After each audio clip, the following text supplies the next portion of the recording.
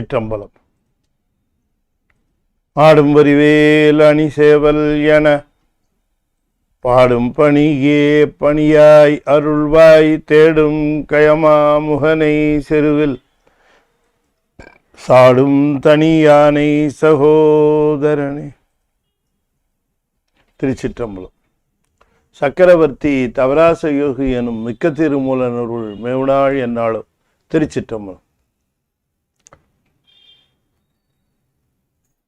தென்னாடுடைய சிவனே போற்றி, என் நாட்டவர்க்கும் இறைவா போற்றி, ஏகம்பத்துரையந்தாய் போற்றி, பாகம் பெண்ணுரானாய் போற்றி, பராய்த்துறை மேவிய பரணே போற்றி, சிராப்பள்ளி மேவிய சிவனே போற்றி, அண்ணாமலையம் அண்ணா போற்றி, கண்ணாரமுத கடலே போற்றி, காவாய் கனகத்திரளே போற்றி, கைலை மலையானே போற்றி போற்றி, வெற்றிவேல் முருகனுக்கு அரோகரா. திருச்சிற்றம்பலம். அண்ட சராசரங்களுக்கெல்லாம் அதிபதியாக விளங்கக்கூடிய முருகப்பெருமானுடைய ஒப்பற்ற பெருங்கருடையினாலே சென்னை ICF கமலவனார் சத்சங்கம் மிகச்சிறப்பாக திருமந்திர ஞான வேள்வியை நிகழ்த்தி கொண்டு வருகின்ற பாங்கிலே 9ஆம் தந்திரத்திலே சூன்ய சம்பாஷணை என்கின்ற மறைபொருள் கூற்று பற்றி நாம் தொடர்ந்து சிந்திப்பதற்கு திருவருள் கூட்டியிருக்கிறது. பல்வேறு செய்திகளை நாயனார் நம்முடைய மனதிலே பதிய வேண்டும் என்கிற காரணத்திற்காக முக்கியமான செய்திகளை, கருத்துக்களை புதிர் போல நமக்கு பாடல்களை அருளி செய்து அந்த செய்திகளை பற்றி நாம் சிந்திக்குமாறு செய்கின்றார். பாடலுடைய பொருளை அப்படியே பார்க்கிற பொழுது அது பொதுவான பொருளாக இருக்கவும், பிறகு அதனை சற்று கூர்ந்து கவனிக்கிற பொழுது அதில் நம்முடைய சைவ சித்தாந்த நுட்ப கருத்து இருக்கும். பிறகு அந்த நுட்ப கருத்தை நாம் மனதிலே வாங்கி அது தொடர்பான செய்திகளை சிந்தித்து நம்முடைய இந்த நெறியினுடைய உயர்வு பற்றி நமக்கு தெளிவு பிறக்க வேண்டும். எனவே நமக்கு தெரிந்த பல செய்திகளைத்தான் இங்கே நாயனார் புதிர்களாக குறிப்பிட்டிருக்கிறாரே தவிர புதிய செய்திகளை எதுவும் சுவாமி தரல. இன்னும் சொல்ல போனால் நாம் புரிந்து கொண்ட உண்மைகளையே வேறு கோணத்திலே சிந்திப்பதற்கு ஒரு வாய்ப்பு தருகிறார். உதாரணமாக நாம் பொழுது அவத்தை பேதங்களை பற்றி நிரம்ப தெரிந்து வைத்திருப்போம்.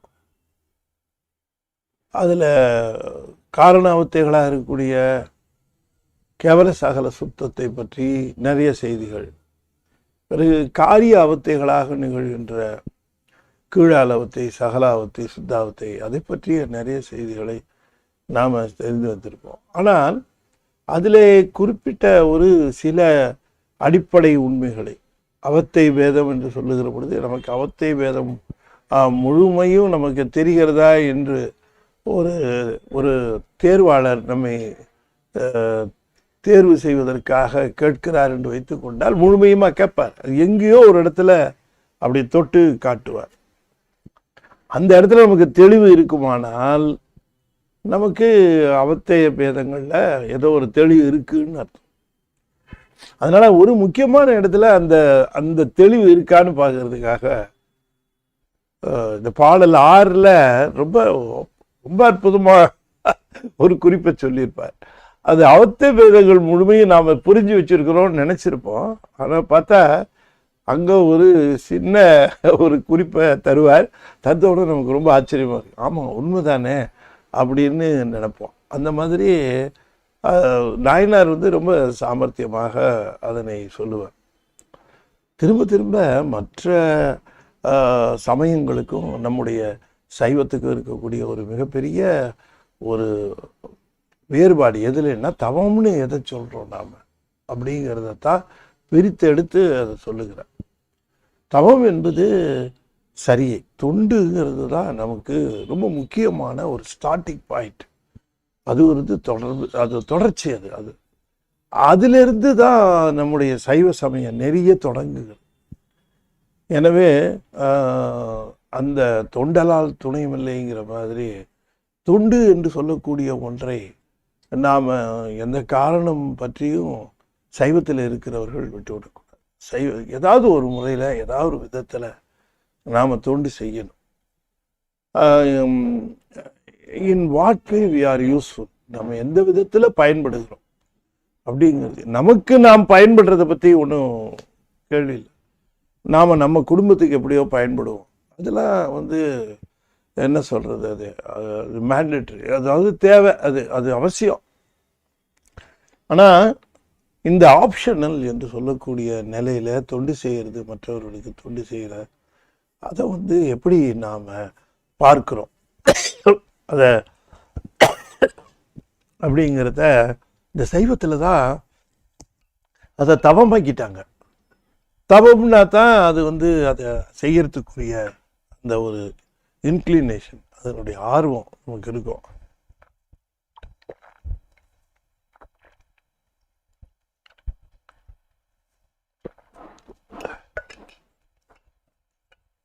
ஆகையினாலே நம்ம சைவத்தில் தவம்ங்கிறது ரொம்ப ஒரு சிறப்பான அம்சம். வேறு எதுவுமே இல்லை. நமக்கு சரியில் நிற்கிறோமா, கிரியையில் நிற்கிறோமா, யோகத்தில் நிற்கிறோமா, எதை செஞ்சாலும் அன்போடு செய்கிறோமா அப்படிங்கிற அந்த விதத்தில் நாம் இப்போ இன்னொருத்தர் யோகத்தில் நிற்பார், நம்ம சரியிலையோ கிரியையிலையோ நிற்கிறோம்.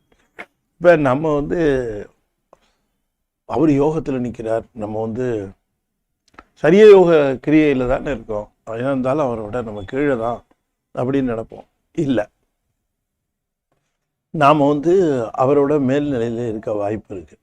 ஏன்னு கேட்டிங்கன்னா, அவர் செய்கிற யோகம் உபாய யோகம், நம்ம செய்கிறது உண்மை கிரியை.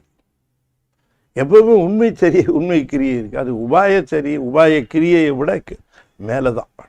உண்மை என்று சொல்லக்கூடியது பலன் எதிர்பாராமல் செய்வது, அவ்வளோதான்.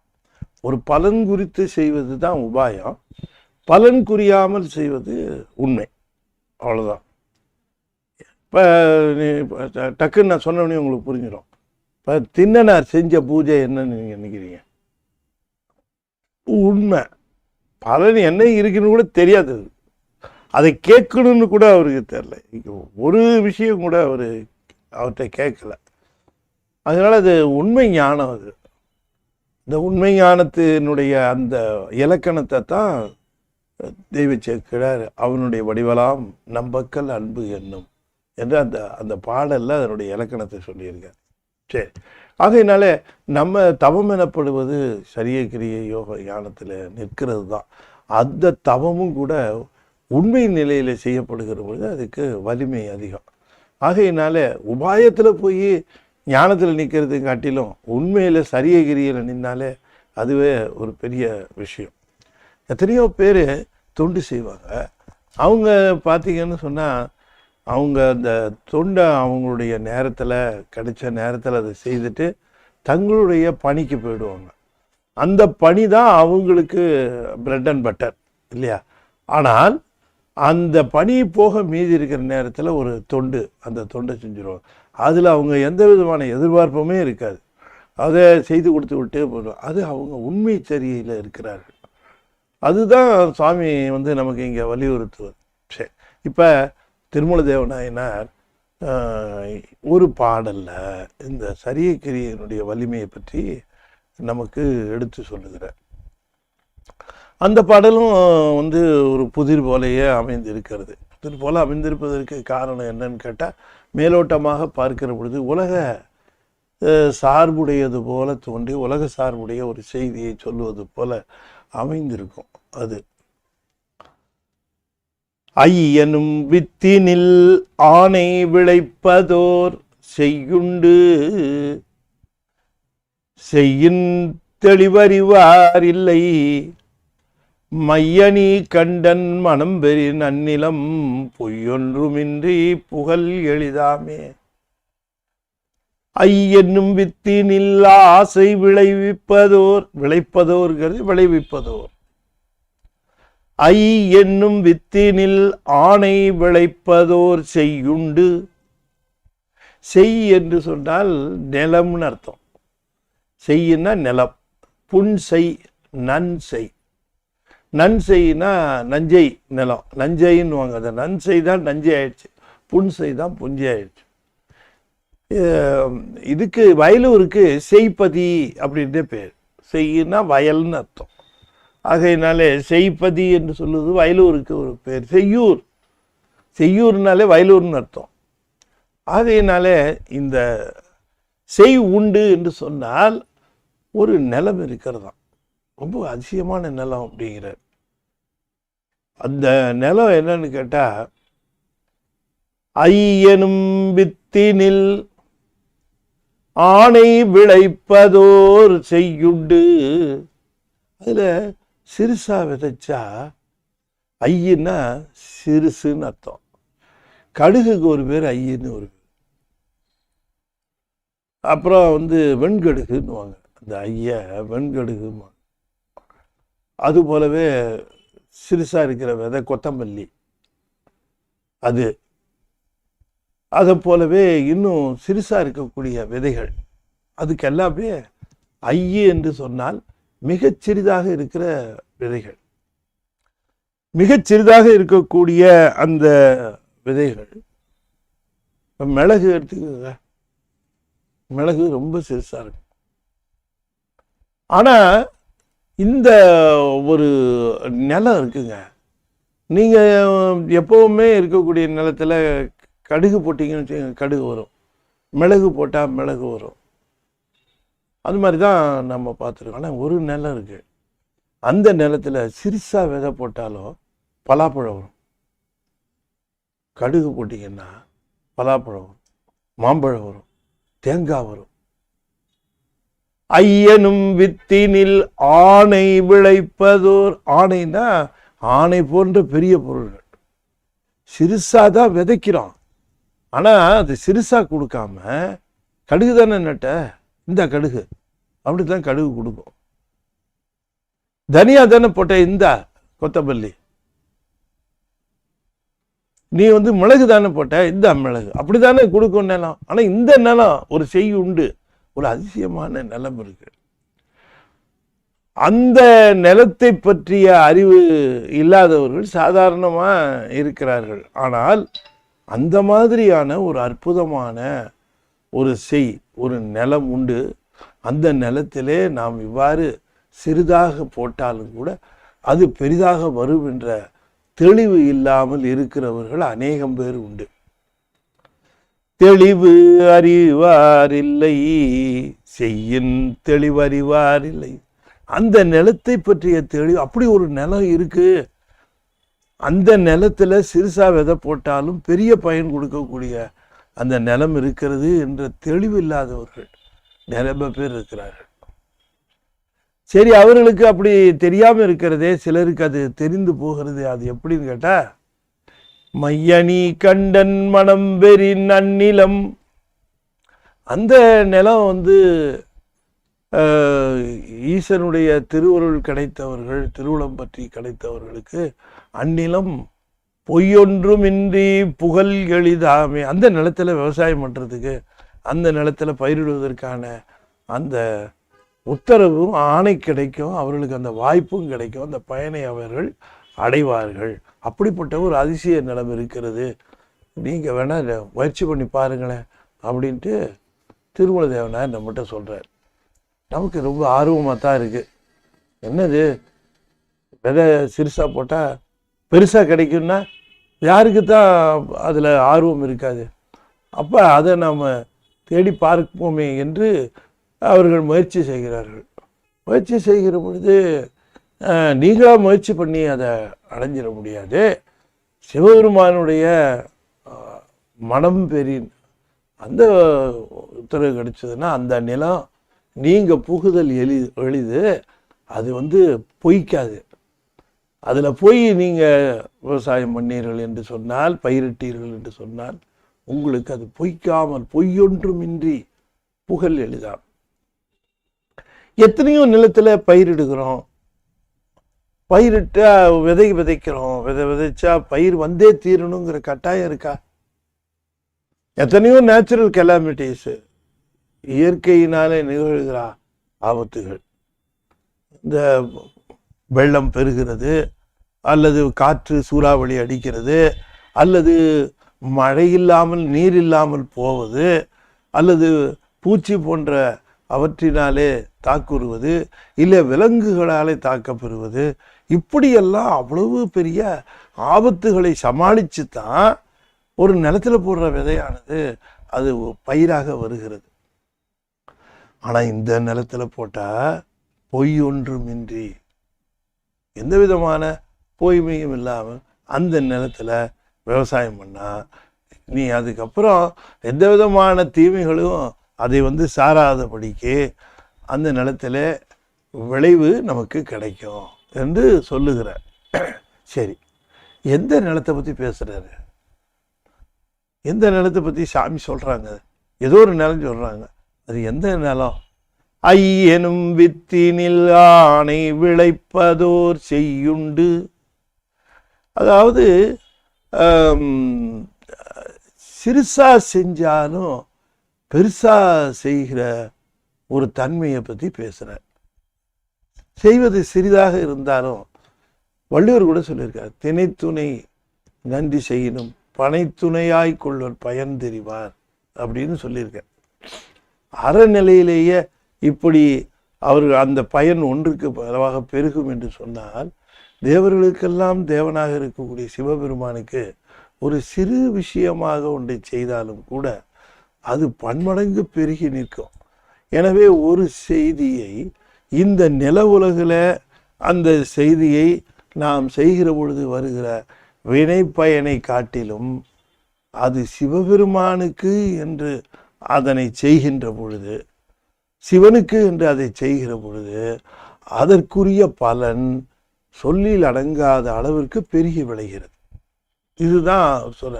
அப்போ அந்த நிலங்கிறது என்ன, எந்த நிலத்தில் அதை எவ்வாறு செய்வதற்கு சொல்லுகிறார் அப்படின்னு சொன்னால், அந்த நிலம் என்று சொல்லுவது சிவபெருமானுக்கு செய்யப்படுகின்ற வழிபாடுகள். சிவபெருமானுக்கு செய்யப்படுகின்ற வழிபாடுகள் ஒன்றும் இல்லைங்க. ஒரு சிலந்தி பூச்சி அதுக்கால என்ன செய்ய முடியும்?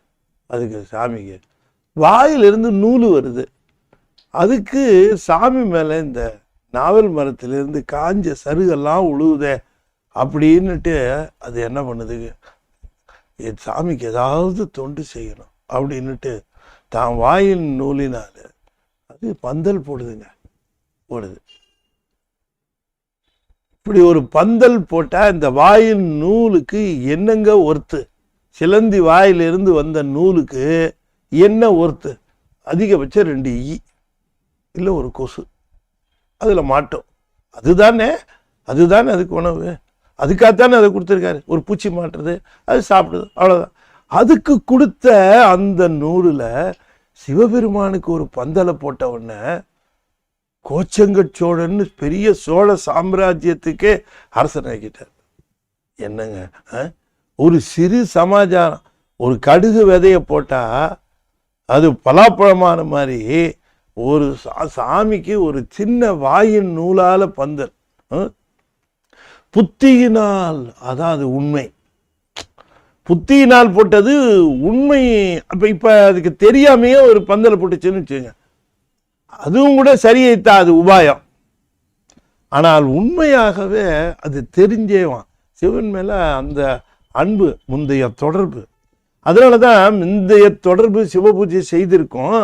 ஆனால் மீண்டும் பிறப்பெடுக்கிற பொழுது அதனுடைய அவாவிற்கு தக்க மாதிரி அதனுடைய பிறப்பு அமைஞ்சிடும். ஆனால் அந்த அந்த வழிபாட்டு தொடர்பு, அந்த சரியில் என்ன தொடர்பு நீங்கி போக, அதுக்கு அந்த ஒரு ஒரு ஒரு அற்பமான ஒரு சிலந்தி வாயின் நூலுங்க, அதுக்கு என்ன கிடைக்கலாம்? கோச்சங்கச்சோழன்கிற பதவி கிடைக்குது. ஒரு எலிங்க, சரி இதுதான் உண்மைன்னு சொல்லலாம். இப்போ உபாயச்சரியை பற்றி பேசுகிறேன், உபாயத்தை பற்றி பேசுவோம். அது இந்த நெய் வாசனைக்கு, ஏதோ ஒரு வாசனைக்கு அது விளக்கமேல ஏறிடுச்சு. நல்ல ஏதோ ஒரு வாசனை வந்தது. சரி, அந்த வாசனையில் இந்த எண்ணெயை குடிக்கலாம் அப்படின்னுட்டு அது என்ன பண்ணிச்சு, விறுவிறுன்னு ஏறி அந்த எண்ணெயில் இப்படி மூக்க வச்சுது. அந்த நேரம் பார்த்து அந்த எண்ணெய் நல்லா கொதிக்க கொதிக்க இருந்திருக்கு. இந்த விளக்கு எரிஞ்சதுனால விளக்கு எண்ணெய் சுட்டுட்டு தானே இருக்கும். அது மூக்கை வச்சோடனே ஆணிச்சு இப்படி ஒரு மூக்கை திரி தூண்டிடுச்சு. திரி தூண்டி நல்லா பிரகாசமாக இருந்துச்சு. உடனே சாமி விளக்கு போட்டுருச்சு. எது? எலி. மாபலி சக்கரவர்த்தின்னு மிகப்பெரிய பதவி அதை கொடுத்தார். இத்தனைக்கு அது செஞ்சது உபாயம், சிலந்தி செஞ்சது உண்மை. அது உண்மையா செஞ்சது, இது உபாயமா செஞ்சது.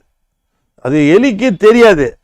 ஆனா அது செஞ்சது கோயில் விளக்கு, கற்ப கிரகத்தில் இருக்கிற விளக்கு.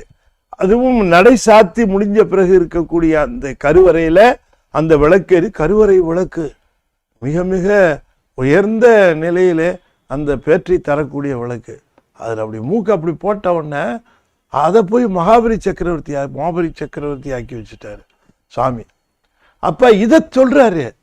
ஆகையினாலே இந்த நிலம் என்பது என்ன என்று கேட்கிற பொழுது சிவ சம்பந்தமான உருவ அருவுருவ அருவ மூர்த்தங்கள். இந்த சிவ சம்பந்தமான உருவ அருவ அருவுருவ மூர்த்தங்களுக்கு செய்யப்படுகிற வழிபாடு இருக்கே, இதுதான் சிறுசா செய்தா கூட, மிக சிறிதாக செய்தாலும் கூட அவை மிக பெரிதாக பலன் விளைவிக்கிறது. ஆகையினால வேற எதையோ செய்துட்டு இருக்க வேண்டாம். வேற எந்தெந்த விஷயங்களிலேயோ நாம் போய் நாம் புண்ணியத்தை ஈட்டுவது, மித்த விஷயங்களில் புண்ணியம் ஈட்டினால் அது வினையினாலே வருகிற புண்ணியமாகத்தான் இருக்கும். ஆனால் பதிபுண்ணியமாக சிவபுண்ணியமாக அது அமைகிற பொழுது அது பன்மடங்கு பெருகுகிறது. அப்போ இந்த சிவபுண்ணியம் ஈட்டுவது என்பது கடினமா என்று பார்த்தால், சிவபுண்ணியம் ஈட்டுவதற்கு கடினமோ என்று கருதினால் அதுதான் இல்லை. சிவபுண்ணியம் ஈட்டுவது என்பது சிவபுண்ணியத்தினாலே சிறிதான முயற்சிக்கு மிக பெரிதான சிவபுண்ணியம் விளைகிறது. மிக பெரிதான சிவபுண்ணியம் விளைகிறது. அதைத்தான் இங்கே சொன்னார். ஐயனும் வித்தினில் ஆணை விளைப்பதோர். ஐயனும் வித்தினில் ஆணை விளைப்பதோருங்கிறது என்ன சொல்லுகிறார் அப்படின்னா, அந்த வரியில் என்ன பொருள் அப்படின்னு கேட்டா, சிறிய முயற்சியினாலே பெரும்பயன் விளைகிறது அந்த நிலத்திலே. சிறிய முயற்சி பெரும்பயன். இப்போ நீங்கள் நிலத்தில் ஒரு விதைக்கிறோம், அதனால் பயிர் பெறுகிறோங்கிறது சுலபமான வேலை நினைக்கலாம். பார்க்கிறவர்களுக்கு விதைச்சிட்டு உடனே அது பயிர் வந்துடுதுன்னு. அதுக்கு அந்த உழவு தொழிலுடைய நுட்பங்கள், அதனுடைய விரிவு தெரிந்தவர்களுக்குத்தான் தெரியும்.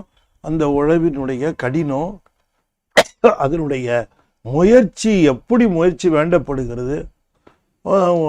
உழவனுக்கு உண்மையான உறக்கமே இருக்காது எப்பொழுதுமே. ஏனென்றால் பயிரை அவன் நிலத்திலே விதைத்த பிறகு அது அந்த பயிர் என்பது அவனுக்கு தன்னுடைய குழந்தை வளர்வது போல அவன் கருதுவான். ஆகையினாலே அதற்கு நீர் விடுவது, அதற்கு வேலி இடுவது, அதற்கு பூச்சி மருந்து தெளிப்பது, அதற்கு உரமிடுவது என்றெல்லாம் பல்வேறு முயற்சிகளை செய்து அந்த பயிரை அவன் காப்பாற்றுவான். இது உலக நன்மை விளைவதற்காகவே செய்யப்படுகின்ற பயிர்.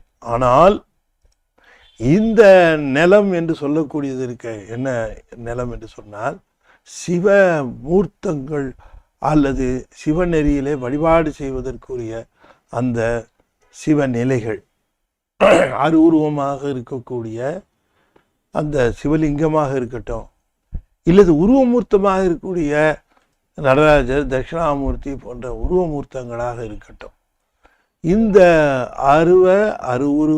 உருவ வழிபாடு பற்றி தான் இதில் பேசுகிறார். இவற்றிற்கு செய்யப்படுகிற வழிபாடு நிஷ்காமியமாக செய்யப்படுகிற பொழுது அவை சிவபுண்ணியத்தை தருகின்றன என்று குறிப்பிடுகின்றார். ஆகையினாலே இந்த சிவபுண்ணியத்தை, இறைவன்பால் அந்த சிவபுண்ணியத்தை செய்கிறவர்களுக்கு அவர்கள் நினைத்த அளவிற்கு மேலாக பயன் விளைந்து விடுகிறது. சிறுசா செய்தாலும் கூட அது பெரும்பயன் விளைவிக்கிறது என்று கூறுகிறார். ஆகையினாலே நான் இங்கிருந்து மலர்களைத்தானே எடுத்து போடுகிறேன், போற்றி தானே சொல்லுகிறேன். இந்த போற்றி என்று சொல்லுகிறதுல கற்றவர்கள் உண்ணும் கனியே போற்றி, கடலடைந்தார் செல்லும் கதியே போற்றி, அற்றவர்களுக்கார உதம் ஆனாய் போற்றி, அல்லலறுத்த அடியேனை ஆண்டாய் போற்றி, மற்றொருவர் ஒப்பில்லாம் ஐந்தா போற்றி, வானவர்கள் போற்றும் மருந்தே போற்றி, செற்றவர்தம் புறமெரித்த சிவனே போற்றி என்று அந்த போற்றியை சொல்லி மலர்களை எடுத்து நான் இடுகிறேன். இது அந்த அளவிற்குத்தானே என்னால் செய்ய முடிகிறது என்று கருதுகிறோம்.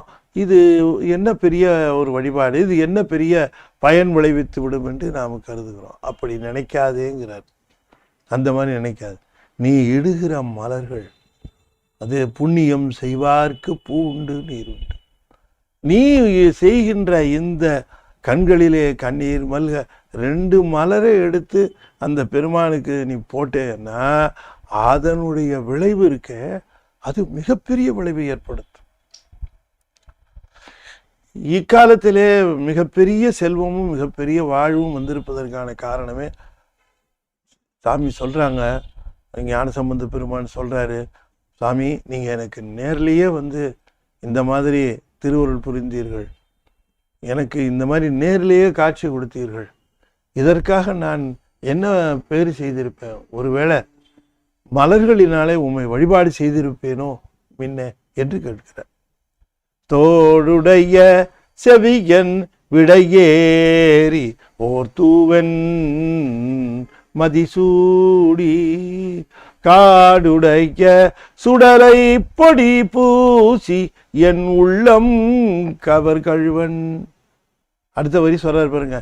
ஏடுடைய மலரார் முனைநாள் பணிந்தேத்த அருள் செய்த பீடுடைய பிரமாபுரம் மேவிய பெம்மான் இவன் அன்று. எவ்வளவு தெளிவு பாருங்க. இப்ப சாமி என்ன சொல்றாங்க, மலர்களினாலே நாம் உம்மை போற்றிய காரணத்தினாலே கருணை கூர்ந்து இந்த பேற்றை அளித்தீரோங்க. ஏன் அப்படி சொல்றாரு அப்படின்னு கேட்டா, சிறிதாக செய்யப்படுகிற வழிபாடு பெரும் பயன்களை நல்குகிறது. அது அதை வலியுறுத்துகிறார். இந்த பாட்டினுடைய முக்கியமான கருத்து, சரியை கிரியையை எளிமையாக கருதுதல் வேண்டா. சரியையில் நிற்கிறவர்கள் சரியையோ அல்லது சரியையில் நிற்கிறவர்கள் சரியை பற்றி கிரியையில் இருக்கிறவர்களோ அல்லது கிரியையில் நிற்கிறவர்களை பற்றிய கிரியையை பற்றி யோகத்தில் இருக்கிறவர்களோ யாரும் எளிதாக எண்ண வேண்டாம். என்ன காரணம் என்று சொன்னால், அந்த சரியைக்கும் அந்த கிரியைக்கும் என்ன பலன் தருவாரோ தெரியல. என்ன வேணா தருவார், எப்படி வேணாலும் தருவார். ஆகையினாலே இந்த பலனை, இந்த சரியை கிரியையை எளிதாக எண்ணி விடுதல் கூடாது. கோயிலுக்கு போறோம், திருக்கோயில் போறோம், என்ன வந்துருமா உனக்கு எல்லாமே அப்படின்னு கேட்கிறார்கள். அது அந்த உபாயமாக இல்லாமல் உண்மையாக இருக்கிற பொழுது அதனுடைய விளைவு பன்மடங்காக இருக்கிறது இல்லையா? இப்ப நம்ம இந்த கைலாயத்துல வில்வ மரத்துக்கு கீழே சுவாமி இருக்கிறார், அம்பாள் இருக்கிறாங்க. அம்பாள்கிட்ட ஆகமங்களை பற்றி சாமி எடுத்துரைத்துக்கும் போது, மரத்து மேல இருந்த வில்வ மரத்து மேல இருந்த குரங்கு வில்வ இலையை பிச்சு பிச்சு போடுது. அது பிச்சு பிச்சு போட்ட விட அம்பாள் இப்படி தள்ளி விட்டுட்டு திரும்ப கேட்டுட்டு இருக்கா, திரும்ப உழுது தள்ளி விட்டு. உடனே கொஞ்சம் அம்பாள் என்ன அது இப்படி பிச்சு பிச்சு போட்டுக்கிட்டு இருக்க அப்படின்ட்டு ஒரு பார்வை பார்த்தார். உடனே சாமி சொல்றாரு பாருங்க, ஏன் அப்படி பார்க்குற, அது என்ன பண்ணுது தெரியுதா, இன்னைக்கு சிவராத்திரி, அதனால வில்வ இலையை பிச்சு அர்ச்சனை பண்ணுது.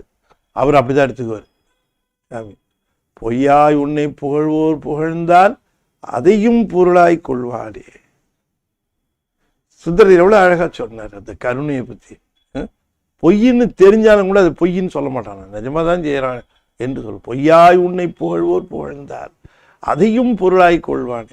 அப்ப அந்த குரங்கு அதை பிச்சு போடுறது சாமி என்ன, அது வில்வத்தால் அர்ச்சனை பண்ணுது, என்ன நீ இப்படி அப்படின்னாரு. அப்படி பார்த்த உடனே இந்த பிச்சு போட்ட இலைக்கு சக்கரவர்த்தி ஆக்கிட்டாரு. அவர் தான் முசுகுந்த சக்கரவர்த்தி.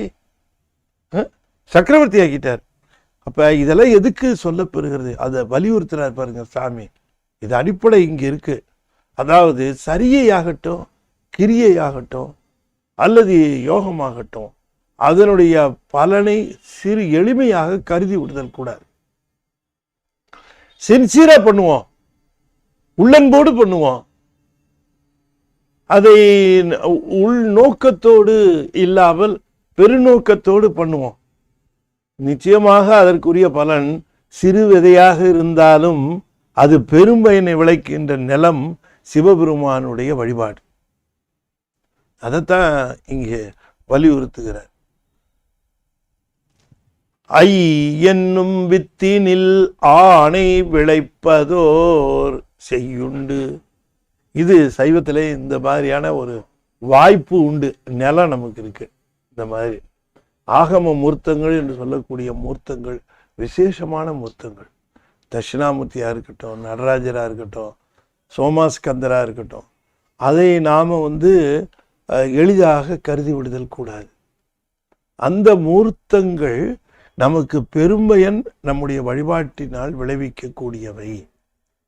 அப்ப அதுக்கு அடுத்த நிலையாக இந்த அருவுருவ நிலை சதாசிவமூர்த்தி, அதற்கும் மேலாக இருக்கக்கூடிய அருவ நிலையில் இருக்கக்கூடிய சிதம்பர ஆகாசம், இவையெல்லாம் வழிபாடுகளிலே பெரும்பயன் விளைவிக்கக்கூடியவை என்கிற அந்த செய்தியை நமக்கு இந்த பாடல்ல வலியுறுத்துகிறார்.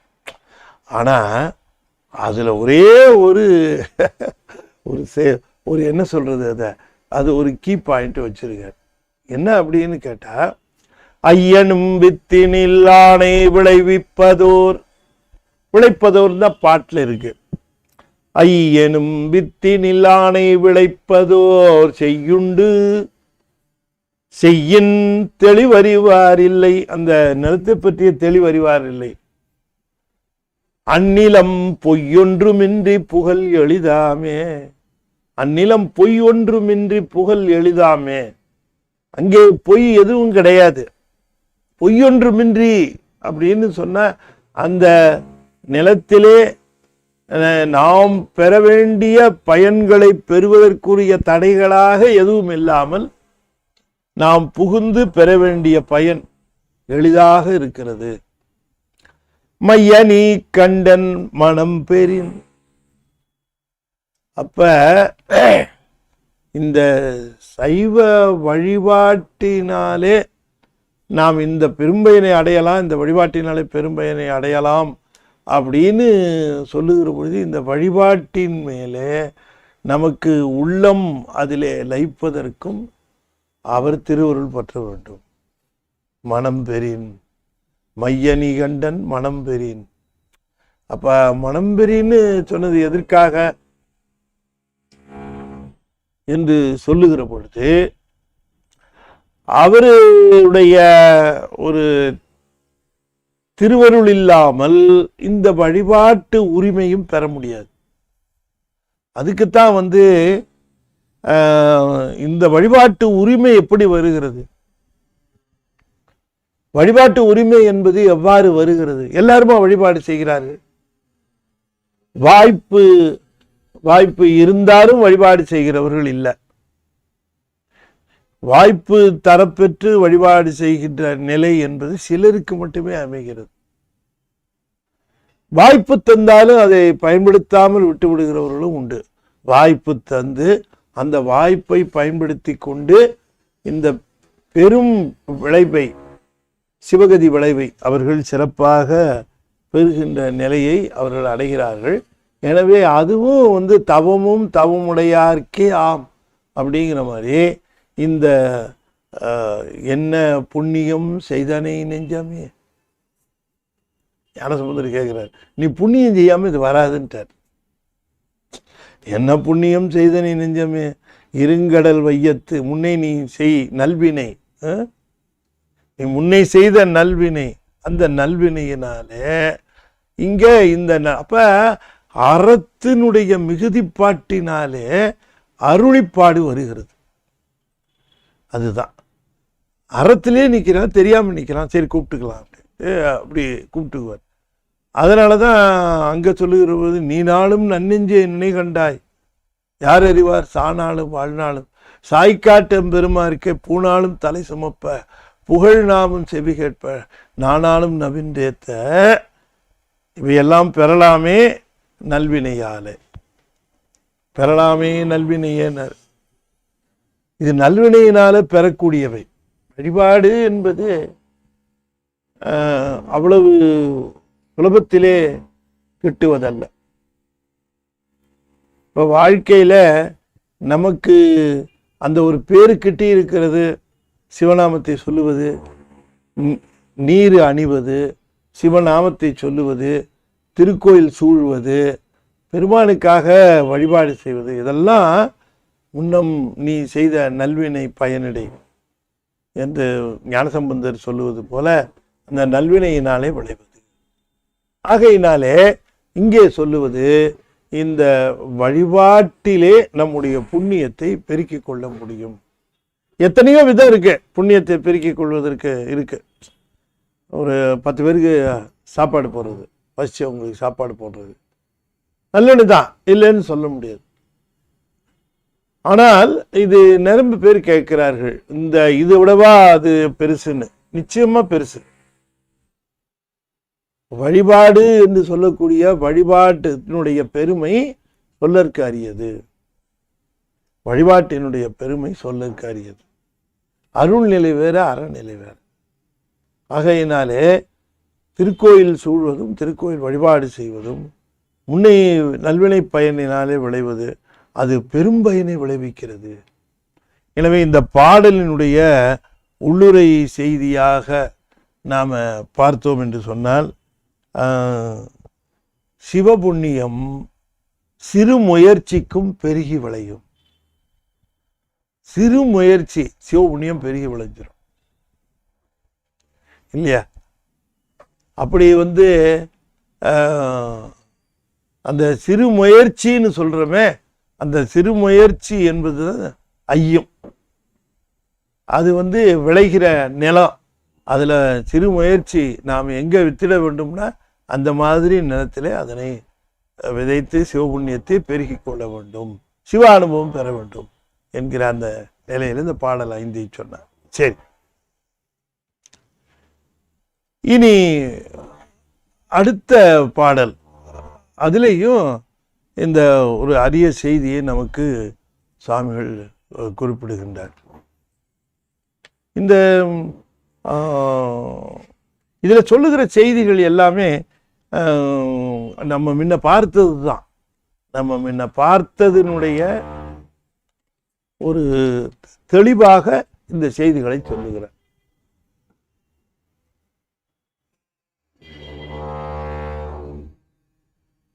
பள்ளச்செய் ஒன்று உண்டு, பாழ்ச்செய் இரண்டுள, கள்ளச்செய் அங்கே கலந்து கிடந்தது, உள்ளச்செய் அங்கே உழவு செய்வார்கட்கு வெள்ளச்செய்யாகி விளைந்தது தானே.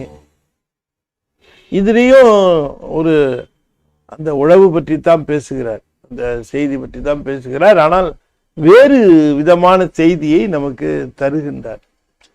இப்ப நம்ம அடிக்கடி இந்த நில உலகில் நமக்கு பழக்கமானவற்றை எடுத்து பேசித்தான் அந்த பழக்கமில்லாத அந்த சித்தாந்த நெறி நமக்கு, அது பழக்கமில்லாத நெறி.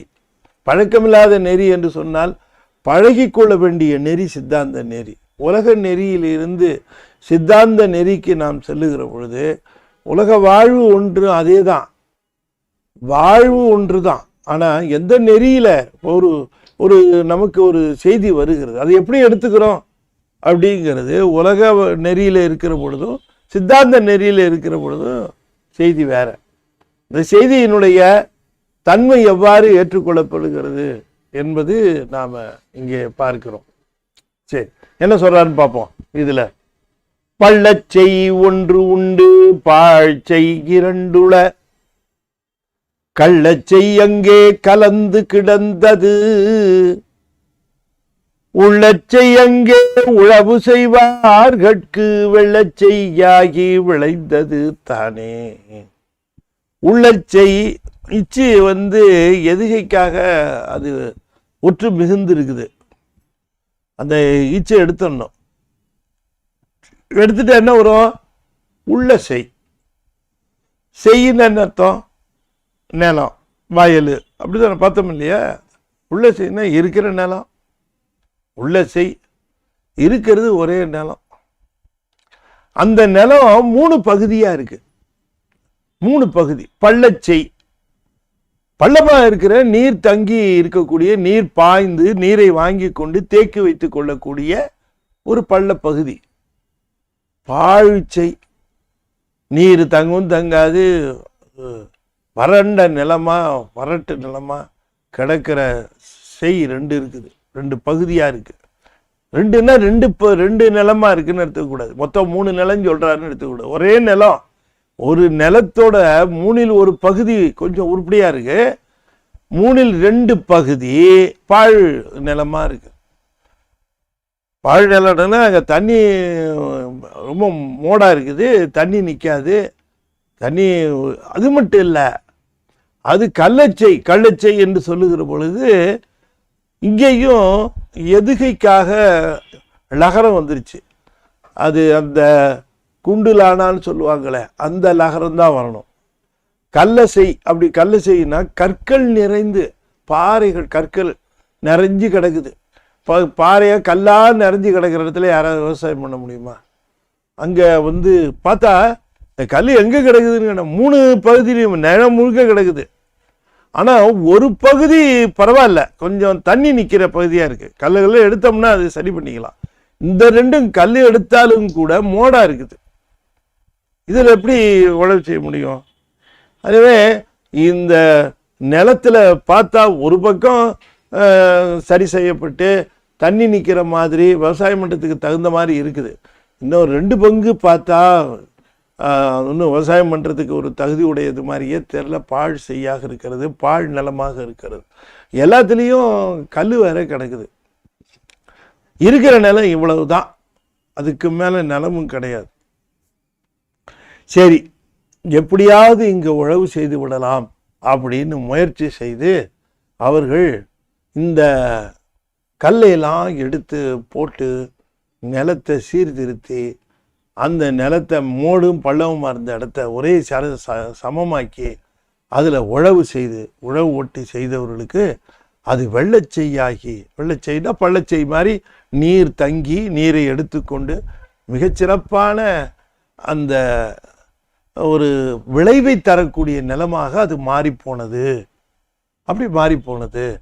அதனால் அந்த மாதிரி உழவு செய்வார்களுக்கு அந்த மாதிரியான அந்த நிலத்தில் முயற்சி எடுத்து கல்லையெல்லாம் தூக்கி போட்டு அந்த இடத்துல மோட்டை பகுதியை திரும்ப சரி பண்ணி சீர்திருத்தி நிலத்தை ஒரே சம பங்காக்கி, அது வெள்ளச்செய்னா பள்ளச்செய் தான். பள்ளம்னா பள்ளமாக இருந்து நீரை வாங்கி கொண்டு தேக்கி வைத்து நிற்கிற மாதிரி இருக்கணும். மோடுங்கீடுமா இருந்தால் தண்ணி சீராக நிற்கலைன்னா பயிர் வர்றது கஷ்டம். அதனால சீராக நிற்கிறதுக்காக அதை திருத்தி சீரான நிலமாக ஆக்கிய பிறகு அதில் அற்புதமான விளைச்சல்லாம் விளைந்தது என்று சொல்றார். சொல்லிட்டு போயிட்டார். இடத்த போட்டு என்ன சொல்றாரு, எந்த நிலத்தை பற்றி பேசுறாரு அப்படின்னு பார்க்கிற பொழுது ரொம்ப இதுக்கு சாமி ஏதோ சொல்றாங்க, ஏதோ சரி பண்ணி சொல்றாங்க, எதை சரி பண்ண சொல்றாங்க அப்படின்னு பார்க்கணுன்ட்டு அப்படி பார்க்கணும். சரி, நம்ம உள்ளது ஒரே நிலம் தான் இருக்குன்னா நமக்கு இருக்கிற ஒரே ப்ராப்பர்ட்டி என்ன அப்படின்னு பார்த்தா நமக்கு இருக்கிற அறிவு. ஆன்மாவுக்கு இருக்கிறது ஒரே ஒரு அறிவு தான். அதுதான் அதனுடைய ப்ராப்பர்ட்டி. அது 3 பகுதியாக இருக்கு. கேவலம், சகலம், சுத்தம்னு. அது இந்த கேவல சகல சுத்தத்தில் இந்த சுத்தங்கிற பகுதி தான் கொஞ்சம் பள்ளச்செய், கொஞ்சம் நீர் தங்கும் போல இருக்கு, கொஞ்சம் தங்கி இங்கே. ஆனால் அதுலேயும் இந்த பாழ்ச்செய்ன்னு மேலே கேவலமும் சகலமும் இருக்க கேட்க வேணாம். ஒரே ஆணவ மலத்தோட அத்தனை விதமான பீடிகைகளும் தாக்குதல்களும் அதில் நிறைஞ்சு கிடக்கு. இந்த நிலத்தை வச்சுக்கிட்டு சிவகதி விளையணும். அப்படி விளையிறது இது ரொம்ப கஷ்டமாக இருக்குது. ஆகையினால இதை என்ன பண்ணுறதுன்னு தெரியாமல் இந்த நிலத்தை வச்சுக்கிட்டு இருக்கிற பொழுது அப்போ தான் இதில் இந்த நிலத்தை சீர்திருத்தி அறிவை, ஆன்ம அறிவை, அதில் இருக்கக்கூடிய ஆணவ மலம், அதனுடைய தாக்குதல்களாக இருக்கக்கூடிய கற்களை எல்லாம் எடுத்து போட்டு அதை சீர்திருத்தி அதில் நம்ம பயிரிட்டோம்னா விளைச்சல் அருமையாக இருக்கும் அப்படின்னு சொல்லுகிறார். சரி, இது எப்படி சீர்திருத்துறது? அப்போ ரொம்ப அழகாக சொல்லுகிறார். பள்ளம் செய் ஒன்று உண்டு, பள்ளச்செய் ஒன்று உண்டு, பாழ்ச்செய் இரண்டுள. அப்படின்னா மொத்தம் ஒரு நிலம், 2 நிலம், 3 நிலம் அப்படி இல்லை. ஒரே நிலத்தினுடைய இப்போ குறிஞ்சி, முல்லை, மருதம், நெய்தல்னா தனித்தனியாக ஒரு 5 நிலம் இருக்குன்னு அர்த்தம். ஒரு நிலத்தினுடைய பகுதிகள், அதனுடைய தன்மை பற்றி அவை வேறு வேறாக சொல்லப்படுகிறது. இந்த இடத்துல இந்த 3 நிலத்தில் இந்த பள்ளச்செய்ன்னு சொல்லுகிற இடம் இருக்க, இந்த சுத்தாவத்தை என்று சொல்லக்கூடிய ஒன்று. அந்த சுத்தாவத்தை என்று சொல்லக்கூடிய இதில் கொஞ்சம் திருவருளை பிடிச்சி வச்சோம்னா அங்கே கொஞ்சம் சிவம் பிரகாசிக்குது. இங்கே இந்த சகலத்திலையும் கேவலத்திலையும் திருவருளுக்கு இடமே இல்லை. அது முழுக்க திரோபவம் பிடிச்சி வச்சிருக்கு. ஆகையினால திருவருள் பிடிக்கிற ஒரே இடம் இந்த சுத்தாவத்தை மட்டும்தான். சரி, இந்த சுத்தாவத்தையில் இந்த திருவருளின் காரணமாக சிவம் பிரகாசிக்கிறதுனால அது கொஞ்சம் விவசாயத்துக்கு, நிலத்துக்கு கொஞ்சம் பயிர் பண்ணுறதுக்கு சரியாக இருக்கும் போல இருக்கு. சாமி சொல்கிற ஒரு முக்கியமான விஷயம் நல்லா கவனமாக கேட்டுக்கணும். சுத்தாவத்தை என்று சொல்லக்கூடிய சுத்த பகுதியை சுத்தப்படுத்தி கொண்டு அங்கே மட்டும் பயிரிட்டு பயனில்லை. கேவலத்தையும் சகலத்தையும் சுத்தப்படுத்தலைன்னா அது உண்மையான சுத்தாவத்தை இல்லை. அப்போ சுத்தாவத்தை என்பது கேவலமும் சகலமும் விட்டுட்டு வெறும் சுத்தாவத்தையில் போய் நின்று சுத்தத்தை சுத்தப்படுத்துவது, அந்த அவத்தையில் நிற்பது என்பதல்ல பொருள். அதுக்கு என்ன பொருளுங்கிறத இப்போ தெளிவுபடுத்துகிறார். சுத்தாவத்தை என்பது கேவல சகல சுத்தம் 3ஐயும் சுத்தமாக்குதல். என்ன சார் இது? கேவலம் சகலம் சுத்தம் 3ஐயும் சுத்தமாகுது. ஆமாம், ஒரே நிலம் 3ஆ இருக்குது, அதை 3ஐயும் சுத்தப்படுத்தணுங்கிறார். அப்போ என்ன சொல்லுகிறார்? இதை சுத்தப்படுத்துவதற்கு உழவு செய்தல் என்று சொல்லுவதற்குரிய பொருள் என்னன்னு கேட்டால், உழவு செய்தல் என்பது குருநாதருடைய உபதேசம். எனவே குருவினுடைய உபதேசத்தை வைத்துக்கொண்டு நீ சுத்தாவத்தையில் சுத்தப்படுத்தி கொள்வது என்பது மட்டுமல்ல பொருள். அது சகலத்தையும், கேவலாவத்தை என்று சொல்லக்கூடிய கீழாலவத்தை, அதையும் சுத்தப்படுத்துவதுதான் குருவின் உபதேசம் அப்படிங்கிறார். எனவே சுத்தம் என்பது என்ன என்று கேட்டால் அது தனிப்பகுதி அல்ல, சகலம் சுத்தமாவது தான் சுத்தாவத்தை. சகலம்தான் சுத்தமாகுது. சுத்தங்கிறது தனியா எங்கேயோ இருக்கு அப்படின்னு நம்ம கற்பனை கூட 3 பார்ட் அப்படி இல்லை. அப்படி தெரிகிறது. ஒரே நிலம்தான், ஒரே அறிவு தான். இது சகலத்தில் இருக்கிற பொழுது சுத்தத்தில் பெறுகின்ற உபதேசத்தை வைத்துக்கொண்டு சகலத்தை சீர்படுத்துவது. எனவே நான் சகலத்தில் இருக்கிற பொழுது குருநாதருடைய உபதேசத்தை கொண்டு நான் சகலத்தை தூய்மைப்படுத்துவதுதான் சுத்தாவத்தை. நான் எங்க போய் தனியா ஒரு லைஃப் சுத்தாவத்தைன்னு வாழ போறேன்? சகலம் தானே வாழ்க்கையே. சகலம் என்பது எனக்கும் உண்டு, ஞானிகளுக்கும் உண்டு. அவர்களுக்கு சகலம் சுத்தமாக இருக்கும், எனக்கு சகலம் அபத்தமா இருக்கும். அவ்வளவுதானே. அது இன்னும் சொல்ல போனா கீழாலவத்தையிலையும் குருநாதர் உபதேசம் வேணும். துஞ்சலும் துஞ்சலில்லாத பொழுதினும் நெஞ்சகம் நைந்து நினைமின். இப்பதான் இந்த பாட்டுக்கு அர்த்தமே புரியுது. இந்த பாட்டுக்கு துஞ்சலும் துஞ்சலில்லாத பொழுதினும் நெஞ்சகம் நைந்து நினைமின் நாள்தோறும் வஞ்சகமற்ற அடி வாழ்த்த வந்த கூற்று அஞ்ச உதைத்தன அஞ்ச எழுத்துமே. அப்பர் பாட்டு கூட அது ஒன்று ரொம்ப அருமையா 5ஆம் திருமுறையில் ஒரு பாட்டு சொல்றார். துஞ்சும் போதும் சுடர்விடு சோதியை. துஞ்சும் போதுங்கிறது உறங்கும் போது. அப்ப என்னன்னு கேட்டீங்கன்னா, குருவினுடைய உபதேசத்தை கொண்டு சகலம் என்று சொல்லக்கூடிய சகல நிலையை இப்ப நம்ம சகலத்தை தானே தூய்மைப்படுத்துறோம். நல்ல விஷயங்களை கேட்கிறோம், நல்ல விஷயங்களை சொல்றோம், நல்லதை நினைக்கிறோம், நல்லவங்களோடு உறவாடுகிறோம், நல்ல செய்திகளுக்கே தொடர்பு வைத்து கொண்டு இருக்கிறோம். இதையே தான் நமக்கு திரும்ப திரும்ப நம்ம அதோட அசோசியேட் ஆகிட்டே இருக்கிறோம். இது சகலத்தை தானே சுத்தம் பண்றோம். இந்த சகலத்தை சுத்தம் பண்றது என்ன ஆகுமா? கீழாளவத்தையும் சுத்தம் பண்ணுமா. அதைத்தான் சொல்லுகிறார். துஞ்சும் போதும் சுடர்விடு சோதியை நெஞ்சுள் நின்று நினைப்பிக்கும் நீதியை நஞ்சு கண்டத்து அடக்கிய நம்பனை வஞ்சனேன் இனி மறக்கிற்பனே. மறக்க முடியுமா என்னாலன்னு கேட்கிறார். வஞ்சனேன் இனி நான் மறக்கிற்பனே.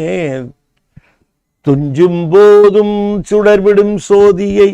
துஞ்சும் போதும் சுடர்விடும் சோதியினர்.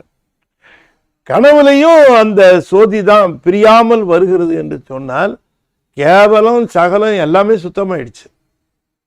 ஒரு பார்ட் சுத்தமா இருப்பேன் சார், என்னுடைய ஆடையில ஒரு பகுதி முன்பகுதி முழுக்க நல்ல விளவிளையன்னு தூய்மையா இருக்கும் சார், பின்னால மட்டும் பாத்துறாதீங்க. எப்படி ஒத்துக்கிறது? என்னுடைய அறிவு சுத்தம் என்று சொல்லக்கூடிய ஒரு பகுதியில் மட்டும் சுத்தமா இருக்கும், கேவல சகலத்துல மோசமா இருக்கும்னா அது எப்படி ஒத்துக்கொள்ள முடியும்?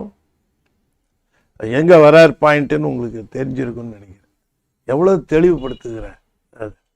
அப்படியெல்லாம் நமக்கு 3 ஸ்டேட்டஸ் எல்லாம் கிடையாது. இருக்கிறதே ஒரு அறிவு. இந்த ஒரு அறிவு தானே இந்த வேறு வேறு மாற்றங்களுக்கு உள்ளாகிறது. இந்த அறிவை தூய்மைப்படுத்தணும். இந்த அறிவு எங்க தூய்மை ஆகிறது அப்படின்னு கேட்கிற பொழுது, அந்த அறிவு குருவினுடைய உபதேசத்தை பெறுகிற தூய்மை நிலை.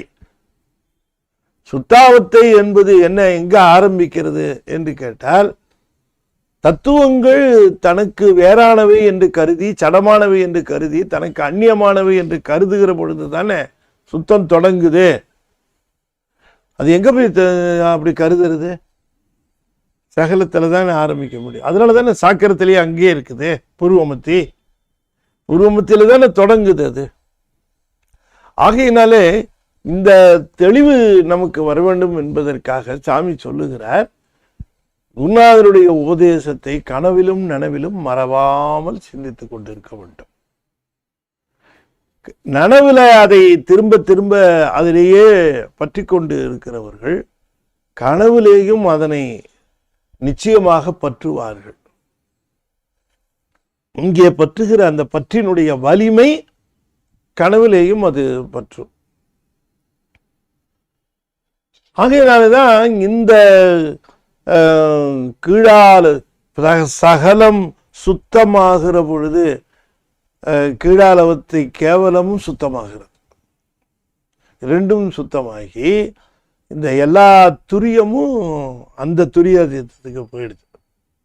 கேவல துரியம் இல்லாமல், இந்த சகல துரியத்திற்கு இல்லாமல் சுத்த துரியம் என்று சொல்லக்கூடியது மொத்தமா அது.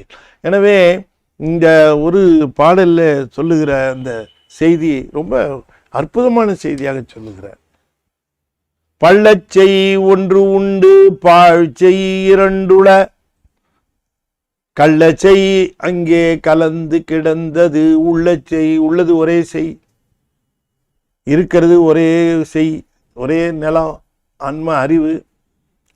அங்கே உழவு செய்வார்கட்கு, அங்கே குருநாதரை பற்றி கொண்டிருக்கிறவர்களுக்கு, அதான் உழவு.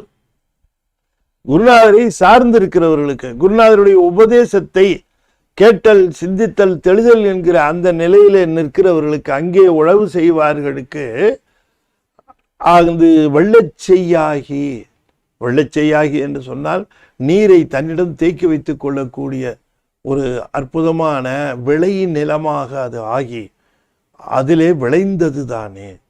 அந்த ஆன்ம அறிவிலே சிவானுபவங்கள் தோன்றின, நிகழ்ந்தன, கிடைத்தன என்று அதனை குறிப்பிடுகின்றார்.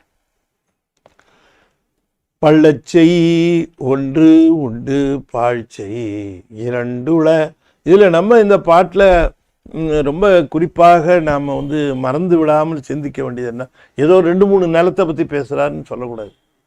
உள்ள செய் அப்படின்னா நமக்குன்னு இருக்கிற ஒரு செய் ஆன்மாவுக்கு அதனுடைய ஞானம், அதனுடைய அறிவு தான் த ஒன்லி ப்ராப்பர்ட்டி. அதோட ப்ராப்பர்ட்டி அது அதோடது தான், அது அதோடது தான், அதில் ஒன்றும் சந்தேகம் இல்லை. என்ன அது ரொம்ப அந்த நிலமானது ஆணவ மலத்தினுடைய ஆக்கிரமிப்பில் அது ஒரே கல்லு மண்ணுமா காரியங்கள், அந்த மாணவ மல காரியங்களினாலே பாழ்பட்டு கிடக்கிறது. அதில் ஒரு பகுதி என்று சொல்லக்கூடிய நாம் பிரித்து பார்க்கிற இந்த சுத்தாவத்தை,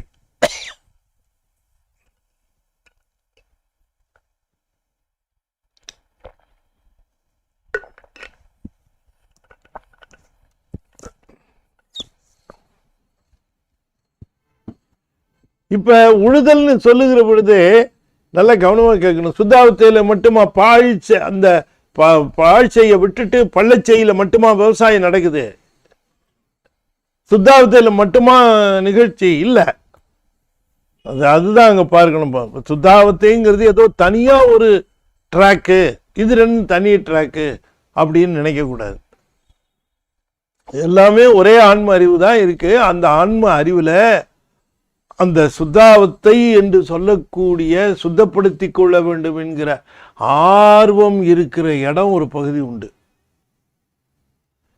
அந்த பகுதி அது நூல்களை கேட்டல், நூல்களை கற்றல், நூல்களை ஓதுதல், சிவத்தின் மேல் அன்பு பெருக்குதல் போன்ற நல்ல குணங்களினாலே ஆன்ம அறிவினுடைய ஒரு பகுதி இந்த மாதிரியான ஒரு விளைவுகள் மேல் அவா கொண்டு ஒரு பக்கம் இருக்கும். அதுதான் அந்த பள்ளச்சை. ஆனால் அதுலேயும் ஆணவ மலத்தினுடைய ஆக்கிரமிப்பு இருக்கும். அதை சுத்தம் பண்ணிட்டா மட்டும் போதாது. அந்த ஆர்வத்தை டோட்டலாக சுத்தம் பண்ணணும்.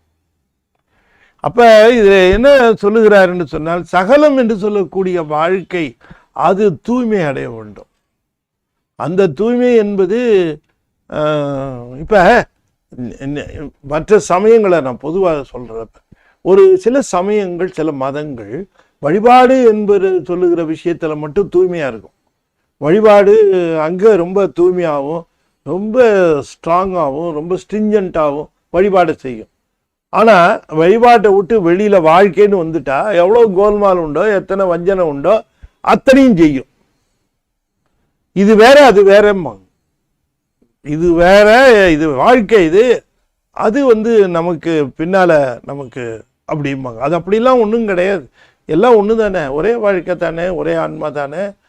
அங்கேயே எப்படி நீ அந்த வழிபாடு செய்கிற பொழுது எப்படி தூய்மையை நினைக்கிறாயோ அதுபோலத்தான் இங்கே சகல வாழ்க்கையில் வாழ்கிற பொழுது தூய்மை வேணும். இங்கே தூய்மை கேடு பரவாயில்லைன்னு சொன்னா எப்படி? இன்னும் சில பேர் சொல்றாங்க, பலரும் பல்வேறு விதமான கருத்துக்களை சொல்லி மக்களை ஏமாற்றுகிறார்கள். நீ எப்படி வேணா நடந்துக்கலாம், அதை பத்தி ஒன்றும் தப்பு இல்லை. உனக்கு யாருக்கும் தொந்தரவு பண்ணாம மற்றவர்களுக்கு ஊறு விளைவிக்காமல் நீ எவ்வளவு வேணா மகிழ்ச்சியா இருந்துக்கலாம். அப்புறம் கேரக்டருங்கிறது எங்கேருந்து வரும்? அப்புறம் அது அதுக்கு என்ன டெஃபினிஷனு? நீ யாருக்கும் தொந்தரவு பண்ணாம இருந்தா போதும். ஆனா நீ எப்படி வேணா இருந்துக்க, ஆனா உன்னால யாருக்கும் ஊறு வரக்கூடாது. அந்த ஊறு விளைவியாமல் நீ எப்படி வாழ்ந்தாலும் அது தப்பு இல்லை.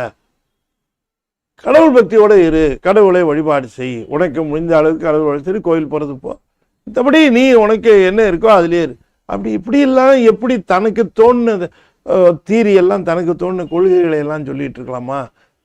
நமக்கு எதை சொல்றதா இருந்தாலும் பெரியவங்க என்ன சொன்னாங்க அதைத்தான் நம்ம சொல்லணும். நம்மளா புதுசு புதுசாக கண்டுபிடிச்சி ரூல்லாம் சொல்லுவோம் இல்லையா? எனக்கு தோணுது அதனால இதெல்லாம் ரூலுன்னா நான் யாரு சொல்றதுக்கு? ஞானசம்பந்தர் சொல்லியிருக்காரா? திருநாகரர் சொல்லியிருக்காரா? சுந்தரர் சொல்லியிருக்காரா? மாணிக்க வாசகர் சொல்லியிருக்காரா? சொல்லியிருந்தா சொல்லு. அதை விட்டுட்டு இல்லை எனக்கு ராத்திரி தோணுச்சு அப்படின்னு அடுத்த காலையில் வந்து ஒரு கொள்கையை சொன்னேன்னா அதை நீ வச்சுக்க வேண்டியது தான்.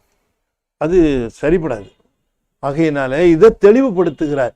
ஆன்மா அறிவு ஒன்று தான், ஆனால் அதில் ஒரு பகுதி நல்ல பகுதி இருக்கும். உண்மையிலேயே அதில் ஒரு பகுதி நல்ல பகுதி இருக்கும். அன்போடு இருக்கணும், வந்து கோயிலுக்கு போகணும், சாமி கும்பிடணும், வழிபாடு செய்யணும், எல்லாம் இருக்கும். ஆனால் மற்ற பகுதி சகல வாழ்க்கை என்று சொல்லக்கூடிய அந்த வாழ்க்கை வருகிற பொழுது என்ன பண்ணுறது, நான் இப்படி இருக்க வேண்டி இருக்கே அப்படின்னு சொல்லிட்டு சகல வாழ்க்கை இதைத்தான் குறிப்பிடுகிறேன். இதுதான் அது அது பாழ்சை நிலம். இது ஒரு பகுதி இருக்குதே, இது பள்ளச்சை. இந்த பாழ்ச்சை பள்ளச்சை என்பது ரெண்டும் இருக்கு. இந்த ரெண்டையும் சீர்திருத்தும் போது பாழ்ச்செய்யையும் சேர்த்துத்தான் நீ பள்ளச்செய்யாக்கணும். ரெண்டையும் ஒன்னாத்தான் திருத்தணும். இது வேற அது வேறன்னு தனித்தனியாலாம் வைக்க முடியாது. ஆகையினால இந்த தெளிவை சொல்லுகிறார் என்று சொல்லி இதனுடைய உள்ளுரை செய்தியாக இந்த பாடல்ல நம்ம என்ன பார்க்கிறோம்? சகல கேவலம் தூய்மை அடைவது குரு உபதேசத்தாலேயே. அப்படின்னா சுத்தாவத்தை தான், சுத்தங்கிறது மட்டும்தான் குருவின் உபதேசத்துல இல்லை. குரு உபதேசம் பெறுகின்ற அந்த நல்ல எண்ணங்கள்லாம் ஒரு பக்கம் இருந்துச்சுல. மூர்த்தி தலம் தீர்த்தம் முறைமையாய் தொடங்கினோர்க்கு ஒரு வார்த்தை சொல்ல சர்க்குரு வாய்க்குமே பராபரமேன்னு அந்த பராபரம் என்று சொல்லக்கூடிய பெருமானுடைய கருணையினாலே குரு உபதேசம் கிட்டிற்று என்று சொன்னால் அந்த குரு உபதேசத்தினாலே சகல கேவலம் தூய்மை அடைகிறது. அப்பதான் சுத்தாவத்தை. சகலமும் இருக்கும், கேவலமும் இருக்கும், சுத்தமும் இருக்குன்னு. சுத்தாவத்தை வந்துருச்சுன்னா சகல கேவலம் சுத்தமாயிடுச்சுன்னு அர்த்தம். அதுதான் என்று சொல்லி இந்த அளவிலே இன்றைய தினம் இந்த 2 பாடல்களுக்கான பொருளை நாம் சிந்தித்தோம் என்று சொல்லி நாளை நம்முடைய மலேசியாவை சேர்ந்த அப்பால் மடி சார்ந்த அடியார் திருக்கூட்டத்தின் சார்பாக திருத்தொண்டர் புராணம் நம்ம தொடர்ந்து சிந்திப்போம். பாடலாக விளக்கம் அதிபத்த நாயனார் புராணத்தை நாம் சிந்திப்போம் என்று சொல்லி இந்த அளவிலே நிறைவு செய்கின்றேன். நிறைவு செய்யும் முகமாக 5 எழுத்தை 5 முறை ஓதுவேன். அன்பர்கள் தொடர்ந்து ஓத வேண்டும் என்று திருவடி பணிந்து வேண்டிக் கொள்வேன். ஓம் நமச்சிவாய, ஓம் நமசிவாய, ஓம் நமசிவாய, ஓம் நமசிவாய, ஓம் நமசிவாய. திருச்சிற்றம்பலம். அன்பர்களே, நம்முடைய ஞானத்திரள் சார்பாக நான் ஞான குழந்தை ஒரு புத்தகம் வெளியிட்டோம். அந்த புத்தகம் ஆங்கிலத்திலும் வெளிவரப்போகிறது. அதற்கான ஏற்பாடுகள் தீவிரமாக நடக்கிறது. அது என்னுடைய விளம்பரம் இன்னும் 1-2 நாட்களில் வெளியாகும். ஞானத்திரள் தமிழுக்கு முன்பதிவு செய்து கொண்டது போலவே ஞானத்திரள் ஆங்கில பதிவுக்கும் முன்பதிவு செய்து கொள்ளலாம். அதில் நாங்கள் எப்படி அந்த புத்தகத்திற்காக நாம் எப்படி ஒரு கன்செஷன், அது ஒரு சலுகை விலை சொன்னோமோ அதுபோலவே ஆங்கில புத்தகத்திற்கும் சலுகை விலை. ஆனால் தமிழ் புத்தகத்தினுடைய விலை போலவே ஆங்கில புத்தகம் இருக்குன்னு நம்ம நினைக்க முடியாது. காரணம், இந்த 1 வருட காலத்துக்குள்ளாகவே மிக மிக அதிகமாக காகித விலைகள் ஏறி போய் கிடக்கு. லேபரும் அது மாதிரி ஏறி இருக்கு. அதனால் புதிய விலை தெரிந்த பிறகு அதனையும் சொல்லி சலுகை விலையும் அறிவிப்போம். முன்னை தந்தது போலவே நீங்களும் முன்பதிவு செய்து கொண்டால் உங்களுக்கு புத்தக வெளியீட்டான உடனேயே உங்களுக்கு அனுப்பி வைக்க போகிறோம். அது பற்றிய விவரங்கள்லாம் இப்போ தொடர்ந்து உங்களுக்கு சொல்வோம் என்று சொல்லி ஞானத்திரளுக்கு உங்களுடைய நல்ல ஆதரவு என்றும் இருக்க வேண்டும். அதில் வருகிற கட்டுரைகளுக்கெல்லாம் உங்களுடைய நல்ல ஆதரவு வேண்டும் என்று சொல்லி இந்த அளவில் நிறைவு செய்து விடைபெறுகிறேன். மீண்டும் நாளை மாலை திருத்தொண்டர் புராணத்திலே சந்திப்போம் என்று கூறி விடைபெறுகிறேன். நன்றி, வணக்கம். திருச்சிற்றம்பலம். தென்னாடுடைய சிவனே போற்றி, என் நாட்டவர்க்கும் இறைவா போற்றி, வெற்றிவேல் முருகனுக்கு அரோகரா. திருச்சிற்றம்பலம்.